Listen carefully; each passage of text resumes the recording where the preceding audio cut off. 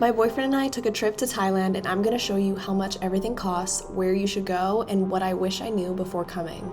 To get into Thailand, we took a flight from Singapore, which costed us less than 100 USD. You can get flights for pretty cheap if you book in advance. If you're flying in from the US or European countries, I recommend stopping in nearby countries like Singapore, Hong Kong, and spending a few days there. Or you could also fly directly into Bangkok. There are many beach areas to stay in Thailand, the most popular being Phuket, Krabi, Koh Samui, and Koh Lanta. We decided to stay in Krabi first because it was less touristy and closer to everything we wanted to do. Taking you on a little tour of our bedroom now, I felt like it was just so beautiful for the price, really spacious, and I really liked the resort as well. The grounds were stunning, the pools were beautiful. The only downside of staying at a resort or a hotel is that the food is usually pricier than it would be even outside a few meters away.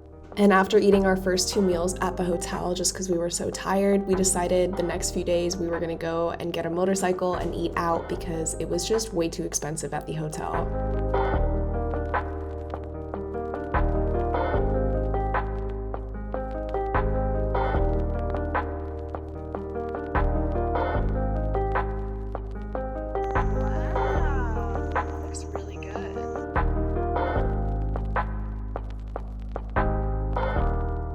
We rented a motorcycle for 250 baht a day, which equals just over 7 USD a day. So definitely if you come to Thailand, think about getting a motorcycle because it's so much easier to travel around. And most roads are pretty slow, so I don't think it's as dangerous as driving a motorcycle in the US. If you end up going to Krabi, I put the name of restaurants that we went to and that I recommend in the description below. However, I actually recommend getting street food. It's much cheaper and it's really, really good and authentic. We didn't have any stomach problems at all, even eating fresh vegetables, but I would be careful of the water.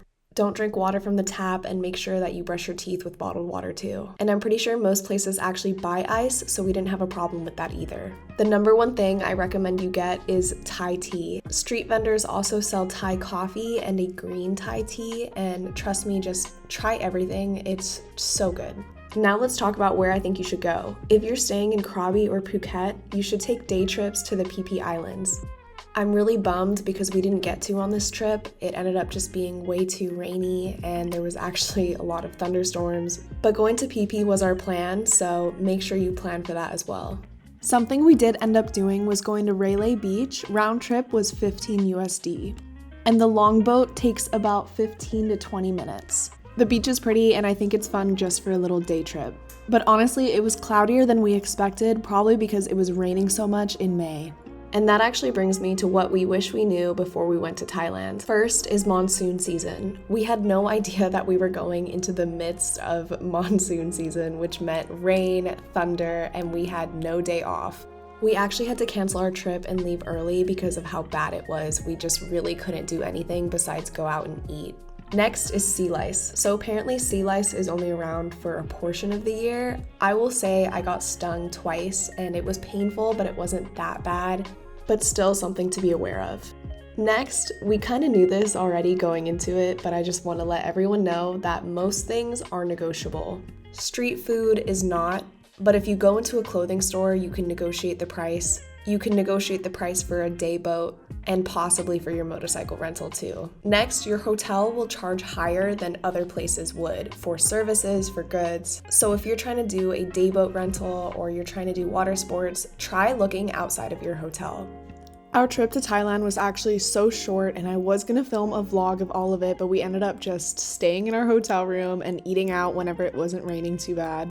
But that was a highlight of our trip, all the amazing food and the beautiful beaches.